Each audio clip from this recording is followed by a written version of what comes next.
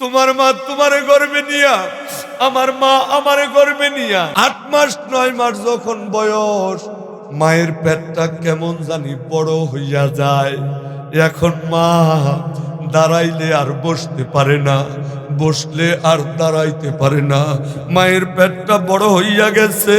অনেক সময় মা দাঁড়ানো থেকে বসতে হয়, ঠিক কিনা কম? দাঁড়ানো থেকে মা বসবে, মায়ের পেটটা তো একটু বড়। দাঁড়ানো থেকে বসার সময় মায়ের পেটের মধ্যে চাপ লাগছে। তুমি আর আমি মায়ের গর্ভে তাইকা বাম পা দিয়ে আমার কলিজার মধ্যে লাথি মারছি। মা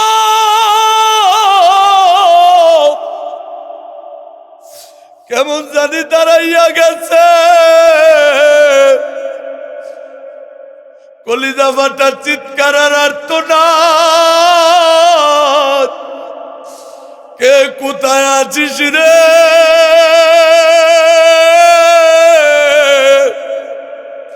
আমি মনে হয় আর বাঁচব না। কতক বাপ সন্তান ভূমিষ্ঠ করতে গিয়ে 1 বালতি পরিমাণ রক্ত বাহির হইয়া যায়। কতক মা সন্তান ভূমিষ্ঠ করতে গিয়ে অজ্ঞান হয়ে যায়, মায়ের হুঁশ নাই। যখন মায়ের জ্ঞান ফিরে আসে, মা ডান দিকে তাকায়, বাম দিকে তাকায়, গলা কাটা মুরগির মতো মা ছটফট করে আর ডাক দিয়া কয়, আমার সন্তান কই, আমার সন্তান কই। একজন নিয়ে আসে সন্তানটা মায়ের কাছে, মায়ের কোলে দিয়া দেয়। একটা বার সন্তানের দিকে নজর কইরা মা 10 মাসের কষ্ট বুঝা যায়। এ যুবক, 100 তোমার পায়ে ধরতে রাজি আছি। মারে কষ্ট দিও না, বাবারে কষ্ট দিও না। বাবা তো কবরের মধ্যে তাইকা কলিজা ফাটা চিৎকার আর আর্তনাদ করে, রে আদরের সন্তান, যেই ঘরের মধ্যে তুই আজকে থাকোস ওই ঘরটা কিন্তু আমি বানাইছিলাম। বাবা কলিজা ফাটা চিৎকার দেয় আর ডাক দিয়া কয়, সন্তান, যেই জমিনটার মধ্যে হাল চাষ করস, ট্রাক্টর চালাস, ওই জমিটা কিন্তু আমি তোরে কিনে দিছিলাম। আমার দেয়া ঘর পাইলি, আমার দেয়া জমিন পাইলি, আমার দেয়া সব ভোগ করলি। আজকে আমি বাবাই কবরে, সন্তান একটাবার কবরের কাছে যায় না। এ বাবা, যার মা নাই বাবা নাই, বাবা মার কাছে গিয়া কবরের কাছে গিয়া আল্লাহর কাছে মাপ চাবা। আর যার মা বাবা জীবিত, বাবা মার পায়ে ধরে মাপ চাবা। এইরকম কোন কোন যুবক রাজি আছো? একটু দাঁড়াইয়া দেখায় দাও, আল্লাহরে একটু দাঁড়াইয়া দেখায় দাও, আল্লাহরে দেখায়। আজকের মাহফিলটা কবুল হবে ইনশাল্লাহ। আল্লাহর দেখে 2টা হাত তুলে রাখো, 2টা হাত তুলো। আল্লাহ, মাহফিলের দিকে তুমি নজর কইরা দেখো, এই যুবকগুলা কেন কান্দে? আল্লাহ মুরব্বিটা কেন চোখের পানি ছাইরা দিছে? আল্লাহ গো, তাদের কথার উপর আমল করে জান্নাতের উপযুক্ত বানাইয়া অন্ধকার কবরে ডাক দিও, জোরে আওয়াজ দিয়া বলে না আমিন। উহুদের ময়দানের মধ্যে যুদ্ধ আরম্ভ হইয়া গেছে। স্বয়ং বিশ্ব নবী যুদ্ধের ময়দানে উপস্থিত। একটা কাফের বেঈমান তরবারি দিয়ে আমার নবীজির মাথার মধ্যে এত জোরে আঘাত করলো, নবীজির মাথার মধ্যে লোহার হেলমেট ভেঙ্গে তরবারির কড়া বিশ্ব নবীজির মাথার ভিতরে ঢুইকা গেছে। নবী আমার জমিনের মধ্যে লুটিয়ে পড়েছে। যেই কাফের বেঈমান আমার নবীজির মাথার মধ্যে আঘাত করছে, ওই কাফের একটা গুজব খবর ছড়াইয়া দিছে। গুজব কথা ছড়ে বেশি, ঠিক কিনা? বুখারী শরীফের হাদিস। ওই কাফের বেঈমান বলতেছে, ইন্না মুহাম্মাদান কদ কুতিল, মুহাম্মদ রে মাইরা ফালাইছি। বলেন নাউজুবিল্লাহ। যেই আঘাত মুহাম্মদ রে করছি, মুহাম্মদ আর বাঁচবে না। চতুর্দিকে একটা কান্নাকাটির রোল পড়ে গেল। যার কাছে খবর যায় সেই চোখের পানি ফালায় আর কান্দে রে, আর ডাক দিয়া কয়, আমার নবী নাই রে, আমার নবী নাই। এক সাহাবীর কাছে খবর যায়, কাফের বেঈমানেরা নাকি আমার বিশ্ব নবীরে মাইরা ফালাইছে। সাহাবী চোখের পানি ছেড়ে দিয়ে উপরের দিকে দুইটা হাত বাড়াইয়া ডাক দিয়া কয়, ও মালিক, কাফের বেঈমানেরা নাকি আমার বিশ্ব নবীরে মাইরা ফালাইছে।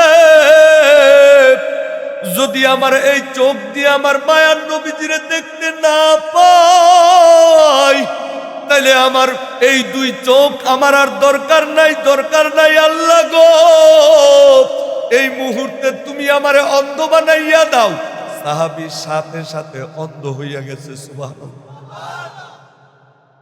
আরেক সাহাবীর নাম হযরত আনাস বিন নজর। আনাস বিন নজর খবর পাইল, কাফের বেঈমানেরা নাকি আমার বিশ্ব নবীরে মাইরা ফালাইছে। আনাস বিন নজর ঘর থেকে তরবারিটা লইয়া একটা চিৎকার মারছে আর একটা দৌড় মারছে। উহুদের ময়দানের দিকে দৌড়াইতেছে আর একটা চিৎকার মাইরা ডাক দিয়া কয়, কাফিররা রে, বেঈমানেরা রে, তোরা নাকি আমার বিশ্ব নবীরে মাইরা ফালাইছস। আল্লাহর কসম, যদি আমার বিশ্ব নবী দুনিয়াতে না থাকে, আনাসের তরবারি থেকে একটা কাফেরও রক্ষা পাবি না। সুবহানাল্লাহ। আনাস বিন নজর উহুদের ময়দানের দিকে দৌড়াইতেছে তরবারি নিয়া। বুখারী শরীফের হাদিস। প্রতিমধ্যে হযরতে সাদ রাদিয়াল্লাহু তাআলা আনহুর সাথে সাক্ষাৎ হইয়া যায়। আনাস বিন নজর ডাক দিয়া কয়, ইয়া সাদু, ও সাদ, আইনা আনতা, তুমি কোথায় যাচ্ছ? তুমি কি খবর পাও নাই নাকি কাফের বেঈমানেরা নাকি আমার বিশ্ব নবীরে মাইরা ফালাইছে? কোথাও যাওয়ার দরকার নাই, আমার সাথে যুদ্ধের ময়দানে চলো। আল্লাহর কসম, ইন্নী আজিদুলি হাল জান্নাতি দুনা উহু। সাদ রে, উহুদের ময়দান থেকে জান্নাতের সুঘ্রাণ আমার নাকে লাগতেছে। সুবহানাল্লাহ। আনাস বিন নজর যুদ্ধের ময়দানে ঝাঁপাইয়া পড়ছে, কয়েকটা কাফের বেঈমানকে জাহান্নামে পাঠাইয়া দিছে। হঠাৎ করে একটা তীর আইসা আনাস বিন নজরের বুকের মধ্যে লাগলো, আরেকটা আইসা পেটের মধ্যে লাগলো, আরেকটা আইসা ঘাড়ের মধ্যে লাগলো, আরেকটা তরবারির আঘাত পিঠের মধ্যে লাগে। একটার পর একটা আঘাত লাগতে লাগতে লাগতে লাগতে আনাস বিন নজরের শরীরটা ঝাঁঝরা হইয়া গেছে। আনাস বিন নজর জমিনের মধ্যে লুটিয়ে পড়েছে। বুখারী শরীফের সবচাইতে প্রসিদ্ধ ব্যাখ্যা গ্রন্থের নাম ফাথুল বারী। ফাথুল বারী কিতাবের মধ্যে এসেছে, আনাস বিন নজরের শরীরের মধ্যে 90টার বেশি তরবারির আঘাত লাগছে। উহুদের ময়দানে 70 জন সাহাবী শাহাদাত বরণ করেছে। কতজন? তার মধ্য থেকে 2 জনকে অত্যন্ত নির্মমভাবে হত্যা করেছে। একজনের নাম হযরতে আমিরে হামজা, দ্বিতীয় জনের নাম হযরত আনাস বিন নজর। হযরতে আমিরে হামজার কান কাইটা ফলাইছে, নাক কাইটা ফলাইছে, পেট থেকে নারী বুড়ি বাহির করিয়া ফলাইছে, কলিজাটা বাহির করিয়া চাবাইছে, ফুটবলের মতো লাথি মারছে। বাবারে, আমি আপনাদের সামনে একটা হাদিস পড়ছি, হযরত ইমামে বুখারী বলেন এই হাদিসটি আমি আমার উস্তাদ হযরত আদম বিন আবি ইয়াস থেকে শুনেছি। হযরত আদম বিন আবি ইয়াস বলেন এই হাদিসটি আমি আমার উস্তাদ হযরত শুবা থেকে শুনেছি। হযরত শুবা বলেন এই হাদিসটি আমি আমার উস্তাদ হযরত কাতাদা থেকে শুনেছি। হযরত কাতাদা বলেন এই হাদিসটি আমি আমার উস্তাদ হযরত আনাস বিন মালিক রাদিয়াল্লাহু তাআলা আনহু থেকে শুনেছি। হযরত আনাস বিন মালিক রাদিয়াল্লাহু তাআলা আনহু বলেন এই হাদিসটি আমি আমার উস্তাদ স্বয়ং বিশ্ব নবীর জবানে নবুয়ত থেকে শুনেছি। বলেন আল্লাহু আকবার। লা ইউমিনু আহাদুকুম হাত্তা আকুনা আহাব্বা ইলাইহি মিন ওয়ালিদিহি ওয়া ওয়ালাদিহি ওয়ান নাসি আজমাইন। ওই পর্যন্ত প্রকৃত ইমানদার হইতে পারবা না যতক্ষণ পর্যন্ত তোমার ভাইয়ের চাইতে বেশি, বোনের চাইতে বেশি, ফুফা ফুফুর চাইতে বেশি, খালা খালুর চাইতে বেশি, দাদা দাদি নানা নানির চাইতে বেশি, সব আত্মীয় স্বজনদের চাইতে বেশি, এমনকি তোমার চাইতে বেশি, এমনকি তোমার বাবার চাইতে বেশি, এমনকি তোমার নিজের জীবনের চাইতে বেশি, এমনকি তোমার বাবার জীবনের চাইতেও বেশি বিশ্ব নবীকে ভালো না বাসবা ততক্ষণ পর্যন্ত প্রকৃত ইমানদার হইতে পারবা না। বুঝলাম নিজের জীবনের চাইতে বেশি, এমনকি নিজের বাবার জীবনের চাইতে বেশি ভালোবাসতে হবে বিশ্ব নবীকে। জোরে বলেন কাকে? নিজের জীবনের চাইতে বেশি, এমনকি নিজের বাবার জীবনের চাইতে বেশি বিশ্ব নবীকে ভালোবাসতে হবে। কাকে? কোন ওই নবীকে গালি দেয়, তোমার অন্তরের মধ্যে তো আগুন লাগে না, ওই নবীকে নিয়ে বাজে মন্তব্য করে, কই তোমার কলিজার মধ্যে তো হিট লাগে না। আমার নবীকে মরুভূমির কুখ্যাত ডাকাত বলে, আমার নবীকে সন্ত্রাসী বলে, আমার নবীকে নিয়ে ব্যঙ্গ করে, আমার নবীকে নিয়ে টিটকারি করে, আমার নবীর দিকে আঙ্গুল তোলে, আমার নবীজিকে আল্লাহু আকবার নিয়ে বাজে বাজে মন্তব্য করে। অন্যান্য দেশে না, এই বাংলার জমিনের মধ্যে আমার নবীকে নিয়ে কটূক্তি করে, আমার নবীকে নিয়ে বাজে মন্তব্য করে। পরিষ্কার ভাষায় জানাই দিতে চাই, এই গুমাইলের মাহফিল থেকে জামিয়া ইসলামিয়া ইসলাহুল উম্মাহ মহিলা মাদ্রাসা, এই আশুলিয়ার মাহফিল থেকে পরিষ্কার ভাষায় দীপ্ত কণ্ঠে জানাই দিতে চাই, যদি এই বাংলার জমিনের মধ্যে কোনো নাস্তিক মুরতাদ বেঈমান আমার নবীকে নিয়ে কটাক্ষ করে কথা বলে, আমরা কিন্তু ঘরে বসে থাকবো না, ঘর থেকে বের হয়ে যাব, রাজপথে নামবো। রাজপথে নেমে ওই নাস্তিক মুরতাদ বেঈমানের বিরুদ্ধে ইসলামী আন্দোলন করব। ইসলামী আন্দোলন করতে করতে করতে করতে প্রয়োজনে রক্ত দেব, জীবন দেব। আমার নবীকে নিয়ে বাজে মন্তব্য করবে, এই বাংলায় থাকতে দেব না। হাত তুলে বলো ঠিক কিনা?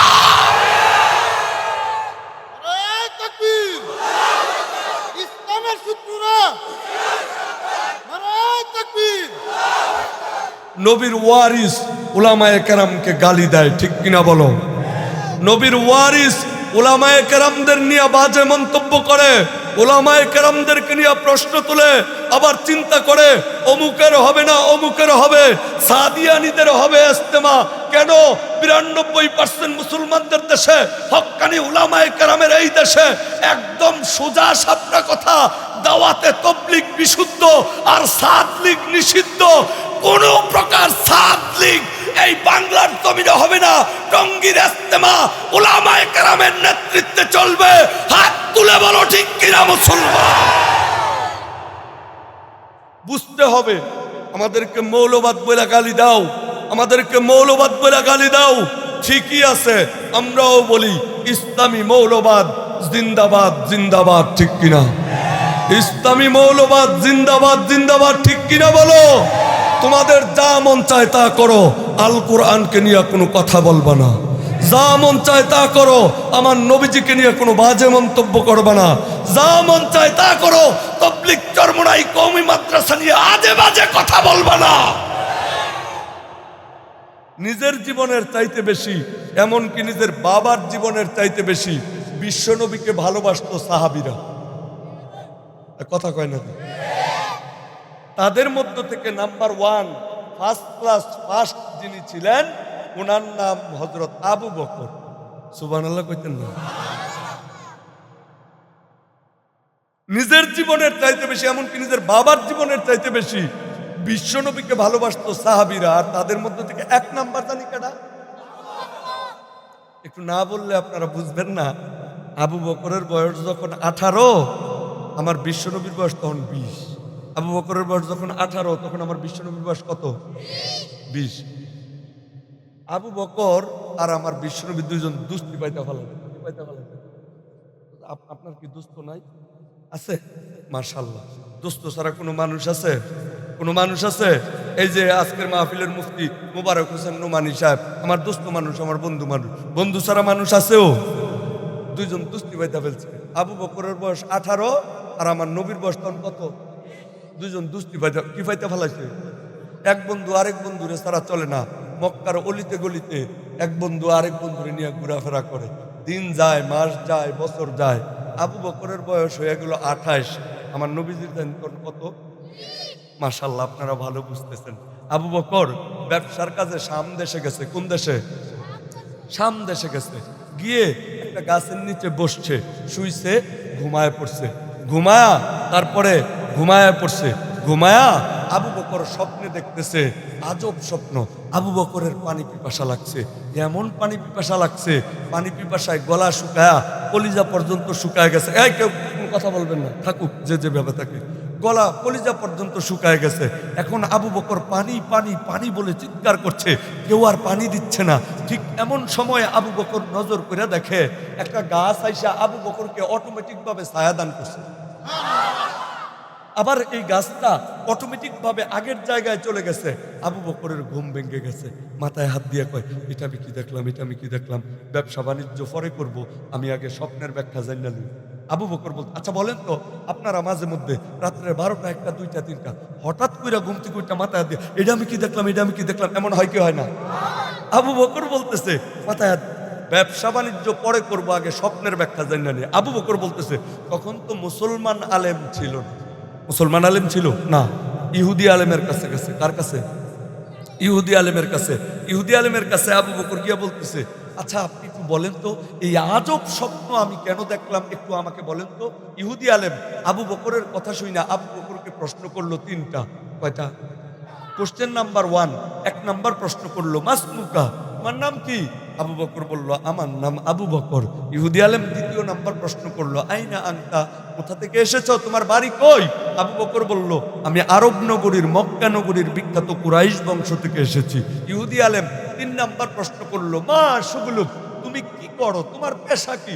আবু বকর বলল, আমি ব্যবসা বাণিজ্য করি। এই 3টা প্রশ্ন এবং 3টা প্রশ্নের উত্তর শোনার পর ইহুদি আলেমের চোখ বেয়ে বেয়ে পানি গড়াইয়া পড়তে লাগলো। ইহুদি আলেম আবু বকর রে জড়াইয়া ধরলো আর ডাক দিয়া বলল, আবু বকর রে, তোর চাইতে সৌভাগ্যবান এই দুনিয়াতে আর কেউ নাই। আবু বকর বলল, আমার আবার কি সৌভাগ্য? ইহুদি আলেম বলল, আবু বকর, অতি সত্তর আরব নগরীর, মক্কা নগরীর বিখ্যাত কুরাইশ বংশ থেকে আখিরি জামানার পয়গাম্বর শেষ নবীর আবির্ভাব ঘটবে। সুবহানাল্লাহ। ও আবু বকর, তোর জন্য আরো সুসংবাদ। আবু বকর বলল, আমার জন্য কি সুসংবাদ? বুখারী শরীফের হাদিস। ইহুদি আলেম বলল, তাকুনু ওয়াজিরাতাহু ফি হায়াতিহি ওয়া খলিফাতাহু বাদা ওয়াফাতিহি। আবু বকর রে, ওই নবী জীবিত থাকা অবস্থায় তুই আবু বকর হইবি ওই নবীর 1 নাম্বার সেনাপতি, আর ওই নবী দুনিয়া থেকে ইন্তেকাল করার পর তুই আবু বকর হইবি প্রধানমন্ত্রী। আবু বকর বলেন, এই স্বপ্ন এবং স্বপ্নের ব্যাখ্যা জানার পর আমি কাউকে বললাম না, আমার বিবিকেও বললাম না, আমি আমার ভিতরে রাখলাম। 28 বছর বয়সে স্বপ্ন দেখছো তো, মনে মনে চিন্তা করছে, আমার বন্ধু মোহাম্মদ যদি কোনো দিন আমার ইসলামের দাওয়াত দেয়, তখন আমি জিজ্ঞাসা করব, বন্ধু তুমি যে নবী হইছো তার দলিল দাও, প্রমাণ দাও। আচ্ছা প্রমাণ কি নবীর কাছে আছে? আবু বকরের কাছে আছে না? নাই, কিন্তু গোপন রাখছে, কারো কাছে বলে নাই। দিন যায়, মাস যায়, বছর যায়। আবু বকরের বয়স হয়ে গেল 38, আমার নবীর তখন কত? নবুয়তি পাইছে, আলহামদুলিল্লাহ। কোন আমার নবীজি কত বছর বয়সে নবুয়তি পাইছে?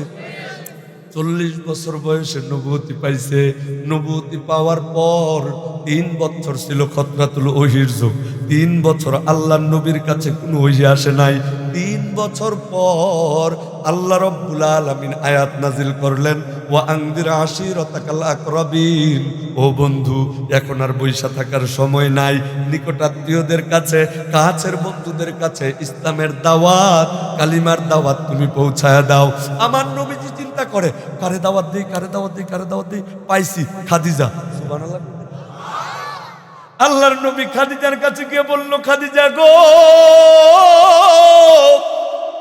আল্লাহ আমাকে নবুয়তি দান করেছে, কাছের বন্ধুদেরকে দাওয়াত দিতে বলেছে। আমি চিন্তা করে দেখলাম তোমার চাইতে কাছের বন্ধু আমার আর কেউ নাই। ও খাদিজা, তুমি কালিমা পড়া মুসলমান হইয়া যাও। খাদিজা এক মুহূর্ত দেরি করলো না, আল্লাহর নবীর সাথে কালিমা পড়ে মুসলমান হইয়া গেছে। আবু বকর ওই দিক দিয়ে চিন্তা করে, 12 বছর আগে স্বপ্নে দেখলাম রে, আমার বন্ধু এখনো কেন আমাকে দাওয়াত দেয় না? সুবহানাল্লাহ কয় না? আর আমার নবীজি চিন্তা করে, কারে দাওয়াত দিই, কারে দাওয়াত দিই? পাইছি, আবু বকর। সুবহানাল্লাহ কইতেন। আমার নবীজিও যায়, আবু বকরও ঘর থেকে বের হয়, দুইজনের প্রতিমধ্যে সাক্ষাৎ হইয়া যায়। আল্লাহর নবী ডাক দিয়া কয়, আবু বকর, আল্লাহ আমাকে নবুয়তি দান করেছে, কাছের বন্ধুদেরকে দাওয়াত দিতে বলেছে, খাদিজাকে দাওয়াত দিয়েছি, খাদিজা কালিমা পড়ে মুসলমান হইয়া গেছে। ও আবু বকর, তোমাকেও দাওয়াত দিলাম, তুমি কালিমা পড়ে মুসলমান হইয়া যাও। আবু বকর মনে মনে কয়, সুযোগ পাইছি, পরীক্ষা কইরা নেই। বুঝলা গেছেন কা? আবু বকর কয়, সুযোগ পাইছি, পরীক্ষা কইরা নেই। আবু বকর কি এখন জানে না 12 বছর আগে জানে? আবু বকর ডাক দিয়ে কয়, ও বন্ধু, তুমি যে নবী হইছো তার দলিল কি, প্রমাণ দাও। আচ্ছা, প্রমাণ কি আমার নবীর কাছে আছে? আবু বকরের কাছে আছে না নাই? এরপরেও বুখারীতে আসছে, আবু বকর ঠিক এইভাবে জিজ্ঞাসা করেছে, ইয়া মুহাম্মদ মাদ দালিলু আলা মা তাদঈ। ও বন্ধু, তুমি যে নবী হইছো তার প্রমাণ দাও। আমার নবীর কাছে তো কোনো প্রমাণ নাই, আমার নবীজি দাঁড়ায় আছে। আল্লাহ ডাক দিয়া কয়, জিবরাইল রে, আবু বকর আমার বন্ধুর কাছে নবুয়তির দলিল চায়। সুবহানাল্লাহ। ও জিবরাইল, যাও আমার বন্ধুর কাছে যাও। আবু বকর শাম দেশে গিয়ে যেই স্বপ্ন দেখছে, এই স্বপ্ন এবং স্বপ্নের ব্যাখ্যা বিস্তারিত আমার বন্ধুর কানে কানে বইলা দে। জিবরাইল আমিন আয়েশা সব ফাঁস করে দিচ্ছে বিশ্বনবীর কানে কানে। এবার বিশ্বনবী ডাক দেখো, আবু বকর দলিল লাগবো নাকি? আবু বকর কয়, হ লাগবো। আমার নবী কয়, ইয়া শাম দেশে গেছিল নাকি? আবু বকর কয়, কেমনে জানলো? হ গেছিলাম। আরে গাছের নিচে ঘুমায় গেছিলাম, কাজে এটা মনে আছে? কেমনে জানলো? আমি তো বিবির কাছেও বললাম না, ইলাই জানলো কেমনে? হ গেছিলাম। আরে মিয়া, তুমি তো ইহুদি আলেমের কাছে গেছো। ইহুদি আলেম বলছে, আমি জীবিত থাকা অবস্থায় তুমি আমার 1 নম্বর সেনাপতি, আর আমি দুনিয়া থেকে ইন্তেকাল করলে তুমি প্রধানমন্ত্রী। ওইটা মনে আছে? আবু বকর কয়, হ আছে। আবু বকর, কাউকে বলো নাই এই কথা, তুমি কাউকে বলো নাই। এই মাত্র আল্লাহর ফেরেশতা জিবরাইল আমিন আয়েশা তোমার শাম দেশের স্বপ্ন এবং স্বপ্নের ব্যাখ্যা আমার কানে কানে বইলা দিছে।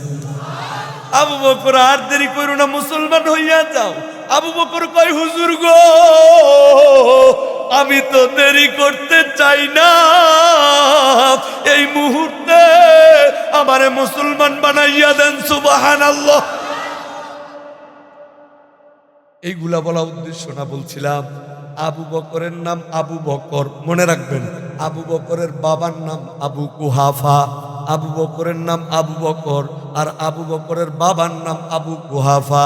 আবু কুহাফা রাস্তার মধ্যে এইভাবে পথ আটকায়, আবু বকর রাস্তা দিয়া যায়, আর আবু কুহাফা রাস্তার মধ্যে এইভাবে ব্যারিকেড দিয়া পথ আটকায়া দেয়। আবু বকর কয়, আব্বা যান, আমার পথ ছাইরা দেন। আবু কুহাফা কয়, কিরে আবু বকর, তোর মুহাম্মদার খবর কি? নাউজুবিল্লাহ। আমার নবীজিরে নিয়ে টিটকারি করে, আমার নবীজিরে গালি দেয়। আল্লাহ হযরত আবু বকর ডাক দিয়ে কয়, ও আব্বা জান, আপনার জন্য আমার অন্তরে যে মহাব্বত নাই এমনটা তো কোনো কথা না। আব্বা গো, আমি আপনাকে বড় ভালোবাসি, বড় মহাব্বত করি। তবে আব্বা জান, যত খুশি আমাকে গালি দেন, যত খুশি আমাকে বাজে মন্তব্য করেন, আব্বা জান আমার নবীজিকে নিয়ে কোনো গালমন্দ করবেন না, আমার নবীজিকে নিয়ে কোনো বাজে মন্তব্য করবেন না। আমার নবীজিকে যদি আপনি গালি দেন আমার কলিজায় মানে না গো আব্বা জান। যদি আমার নবীকে আপনি গালি দেন, হতে পারে আপনার সাথে আমি বেয়াদবি করে ফেলতে পারি। সুবহানাল্লাহ। আবু কুহাফায় মনে করছে সে তো আমার সন্তান, সে আবার আমাকে কি করবে। বিশ্ব নবীকে একটা গালি দিছে, নাউজুবিল্লাহ কোন। আবু বকর হাতটাকে এইভাবে মুষ্টিবদ্ধ করে আবু কুহাফার বুকের মধ্যে এমন জোরে একটা ঘুষি মারছে, দূরে গিয়া পড়ছে। সুবহানাল্লাহ। ঘুষি মারছে কারে? কেডা মারছে? তোমার আর আমার দ্বারা এই মহাব্বত সম্ভব না। আবু কুহাফা শোয়া থেকে উইঠা ছুটছে বিশ্বনবীর দরবারে বিচার দেওয়ার জন্য। গিয়া চিৎকার চেঁচামেচি করে আর ডাক দিয়া কয়, মোহাম্মদ। আমার নবী কই, মুরব্বী চিৎকার করতেছেন? চিৎকার করব না, আমার ছেলেটাকে তুমি একটা বেয়াদব বানিয়েছো। আল্লাহর নবী ডাক দিয়া কয়, ও মুরব্বী কি হয়েছে, আপনি এমন করতেছেন কেন? কয় কি হয়েছে মানে? আমারে ঘুষি মারছে। আমার নবীজি ডাক দিয়া কয়, আমার আবু বকর আপনাকে ঘুষি মারবে শুধু শুধু, এটা তো কোনোভাবে হতে পারে না। ও মুরব্বী, আপনি কি আমাকে নিয়ে কোনো গালিগালাজ করছিলেন নাকি? অসুখটা ধরে লাইছে, আমাকে নিয়ে কোনো গালিগালাজ করছিলেন নাকি? আবু কুহাফায় কয়, না আমি কোনো গালি টালি দিছি না। দেখেন কেমন হাসা কথাটা কইছে। কয় না আমি কোনো গালি টালি দিছি না। এমন সময় আবু বকর দরবারে উপস্থিত। সুবহানাল্লাহ কয় না রে?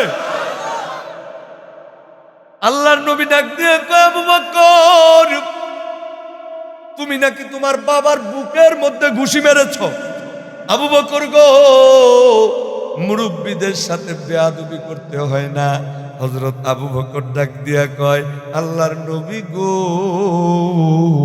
আমি বারবার বলেছি আব্বা জান আপনাকে আমি বড় মহাব্বত করি, বড় ভালোবাসি, কিন্তু আব্বা জান গো আমার নবীজিকে নিয়ে কোনো কটূক্তি করবেন না, আমার নবীজিকে নিয়ে কোনো টিটকারি করবেন না, আমার কলিজায় মানে না।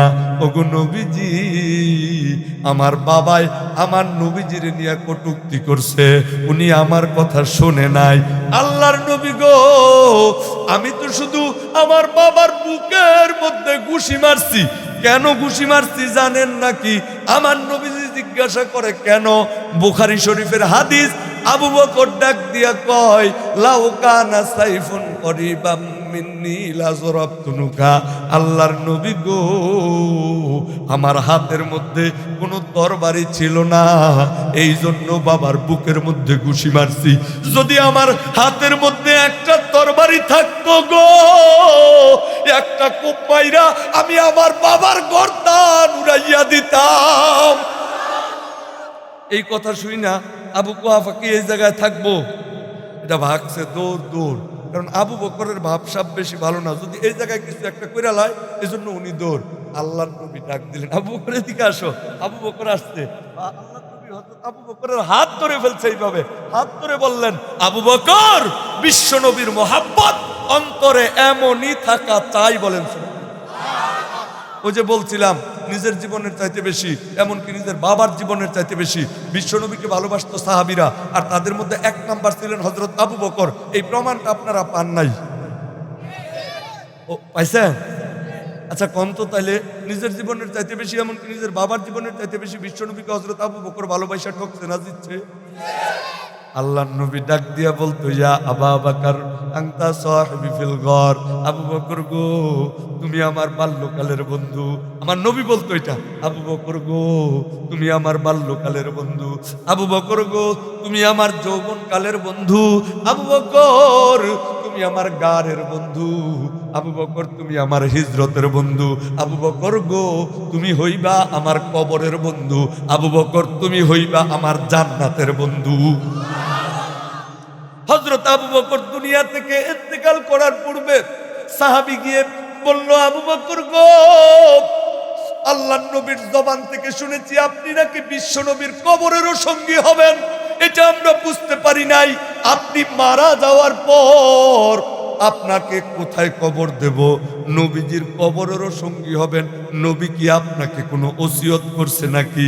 হযরত আবু বকর চোখের পানি ছেড়ে দিয়ে কান্দে আর ডাক দিয়ে কয়, সাহাবী রে, আমি দুনিয়া থেকে ইন্তেকাল করার পর আমার লাশ খাটিয়ার মধ্যে নিয়ে সব কাজ কমপ্লিট করার পর আমার নবীজির রওজা শরীফের তালা লাগানো মেন গেটের সামনে নিয়ে রাখবি, রাইখা বলবি, আল্লাহর নবী গো, আপনার আবু বকরকে আপনার কাছে হাজির করছি, আপনি একটু বইলা দেন কোথায় কবর দেব।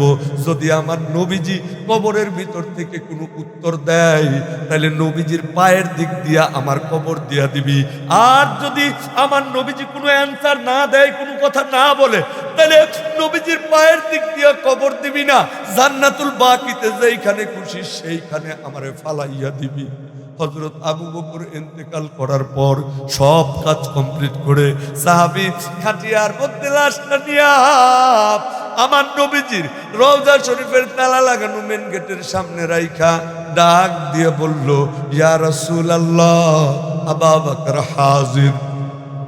ওগো আল্লাহর নবী, আপনার আবু বকরকে আপনার কাছে হাজির করে ফেলেছি, আপনি একটু বইলা দেন কোথায় কবর দেব। আল্লাহর নবীর রওজা থেকে কবর থেকে কোনো আওয়াজ নাই, কোনো উত্তর নাই।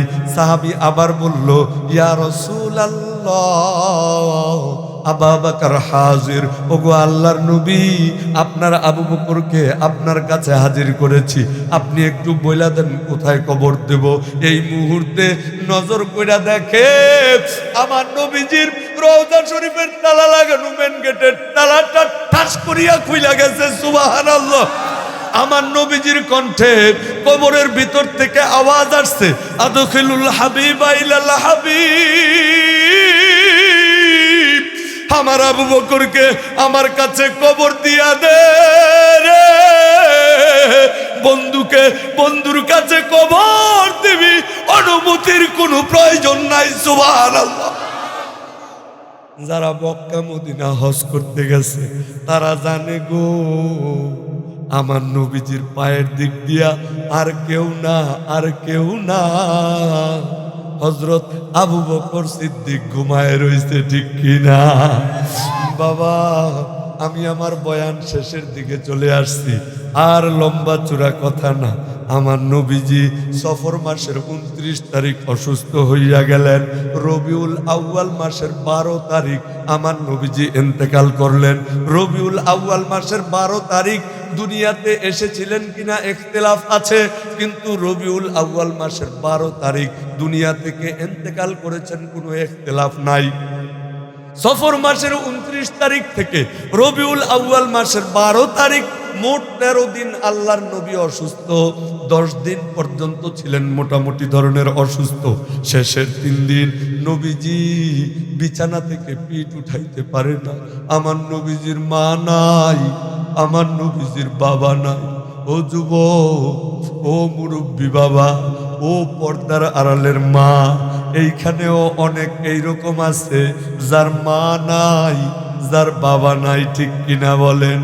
কার কার মা নাই একটু হাত তুলা দেখান, হাত তুলা দেখান, হাত নামান। কার কার বাবা নাই একটু হাত তুলা দেখান। আল্লাহু আকবার। আপনারা সবাই 2টা হাত তুলেন তো, 2টা হাত তুলেন। আল্লাহ তুমি কবুল করো, বলেন আমিন, বলেন হাত নামান। যার মা নাই সে বুঝে মা না থাকার যে কি ব্যথা, যার বাবা নাই সে বুঝে বাবা না থাকার যে কি ব্যথা। তোমার মা তোমার জন্য, আমার মা আমার জন্য কত কষ্ট করে রে যুবক। আজকের মাহফিল থেকে দেখো 2 ফুটা পানি নিয়ে বাড়িতে যাইতে পারো কিনা। যদি কোনো আল্লাহর বান্দার চোখ দিয়া মাছির মাথা পরিমাণ পানি বাহির হইয়া যায়, ওই চেহারা আমার মাওলা জাহান্নামের আগুন দিয়া জ্বালাবে না। তোমার মা তোমার জন্য, আমার মা আমার জন্য কত কষ্ট করে। মা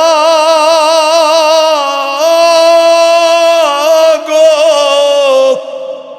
তোমার মা তোমার গর্ভে নিয়া আমার মা আমার গর্ভে নিয়া যখন তুমি তোমার মায়ের গর্ভে, আমি যখন আমার মায়ের গর্ভে, তোমার মায়ের গর্ভে তুমি, আমার মায়ের গর্ভে আমি। যুবক একটু খেয়াল করে দেখো, যখন 3 মাস 4 মাস তোমার মায়ের পেটে তুমি, আমার মায়ের পেটে আমি, মা তখন ইচ্ছা করলে আর 1 কলসি পানি নিয়ে দৌড় মারতে পারে না, ঠিক কিনা?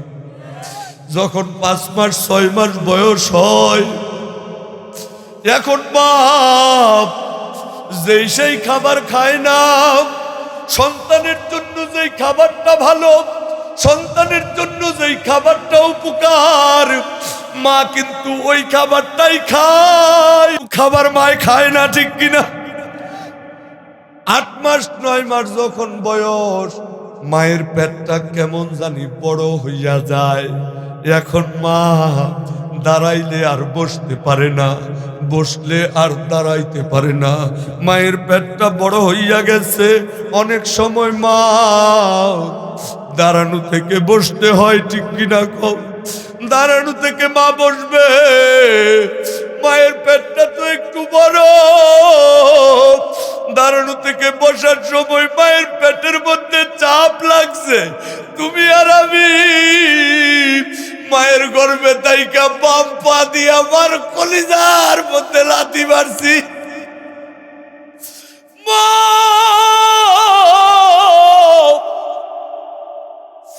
কেমন জানি দাঁড়াইয়া গেছে, কলিজা ফাটা চিৎকার আর আর্তনাদ। কে কোথায় আছিস রে?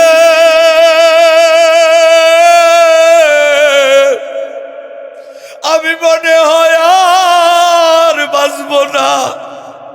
কতক বাপ সন্তান ভূমিষ্ঠ করতে গিয়ে 1 বালতি পরিমাণ রক্ত বাহির হইয়া যায়। কতক মা সন্তান ভূমিষ্ঠ করতে গিয়ে অজ্ঞান হয়ে যায়, মায়ের হুঁশ নাই। যখন মায়ের জ্ঞান ফিরে আসে, মা ডান দিকে তাকায়, বাম দিকে তাকায়, গলা কাটা মুরগির মতো মা ছটফট করে আর ডাক দিয়া কয়, আমার সন্তান কই, আমার সন্তান কই। একজন নিয়ে আসে সন্তানটা মায়ের কাছে, মায়ের কোলে দিয়া দেয়। একটা বার সন্তানের দিকে নজর কইরা মা 10 মাসের কষ্ট বুঝলা যায়। এ যুবক, 100 বার তোমার পায়ে ধরতে রাজি আছি। মারে কষ্ট দিও না, বাবারে কষ্ট দিও না। বাবা তো কবরের মধ্যে তাইকা কলিজা ফাটা চিৎকার আর আর্তনাদ করে, রে আদরের সন্তান, যেই ঘরের মধ্যে তুই আজকে থাকোস ওই ঘরটা কিন্তু আমি বানাইছিলাম। বাবা কলিজা ফাটা চিৎকার দেয় আর ডাক দিয়া কয়, সন্তান, যেই জমিনটার মধ্যে হাল চাষ করস, ট্রাক্টর চালাস, ওই জমিটা কিন্তু আমি তোরে কিনে দিছিলাম। আমার দেয়া ঘর পাইলি, আমার দেয়া জমিন পাইলি, আমার দেয়া সব ভোগ করলি। আজকে আমি বাবাই কবরে, সন্তান একটাবার কবরের কাছে যায় না। এ বাবা, যার মা নাই বাবা নাই, বাবা মার কাছে গিয়া কবরের কাছে গিয়া আল্লাহর কাছে মাপ চাবা। আর যার মা বাবা জীবিত, বাবা মার পায়ে ধরে মাপ চাবা। এইরকম কোন কোন যুবক রাজি আছো? একটু দাঁড়াইয়া দেখায় দাও, আল্লাহরে একটু দাঁড়াইয়া দেখায় দাও, আল্লাহরে দেখায়। আজকের মাহফিলটা কবুল হবে ইনশাল্লাহ। আল্লাহর দেখে 2টা হাত তুলে রাখো, 2টা হাত তুলো। আল্লাহ, মাহফিলের দিকে তুমি নজর কইরা দেখো, এই যুবকগুলা কেন কান্দে? আল্লাহ মুরব্বিটা কেন চোখের পানি ছাইরা দিছে? আল্লাহ গো, তাদের কথার উপর আমল করে জান্নাতের উপযুক্ত বানাইয়া অন্ধকার কবরে ডাক দিও, জোরে আওয়াজ দিয়া বলেন আমিন। বসেন, কষ্ট পাইছেন, আমি আপনাদেরকে নিয়ে মুনাজাত করব বাজান। আমার আর বুঝতে বাকি নাই, আপনারা যে মায়ের জন্য পাগল, আপনারা বাবার জন্য পাগল, আমিও মায়ের জন্য পাগল। আমার মা আমার জন্য কাঁদতে কাঁদতে কাঁদতে কাঁদতে এখন আর চশমা ছাড়া বই পড়তে পারে না। আমার মা আমার জন্য দোয়া করে, আমার জন্য দোয়া করে। গতকালকে আমার মা আমার জন্য দোয়া করছে। রাত্রিবেলায় মাহফিল থেকে মহিষাদি মাহফিল কইরা বাড়িতে গিয়া আমার মার কাছে 1000 টাকার একটা নোট দিছি, বা দোয়া করু। আমার মা কান্দে আর হাতটা তুইলা এইভাবে দোয়া করছে, আল্লাহ আমার নাসির আমার জন্য যা করে, আমি মার কলিজা ঠান্ডা। আল্লাহ গো, আমার নাসির রে তুমি সারা দুনিয়ায় কবুল কইরো। আপনারা কি মনে করেন দুনিয়ার কোন শক্তি আমার শত্রুতামি করে আমাকে আর ঠেকাতে পারবে? পারবে? বাজার আমার আর বুঝতে বাকি নাই। আপনারা মায়ের ভক্ত, বাবার ভক্ত, মাদ্রাসার ভক্ত,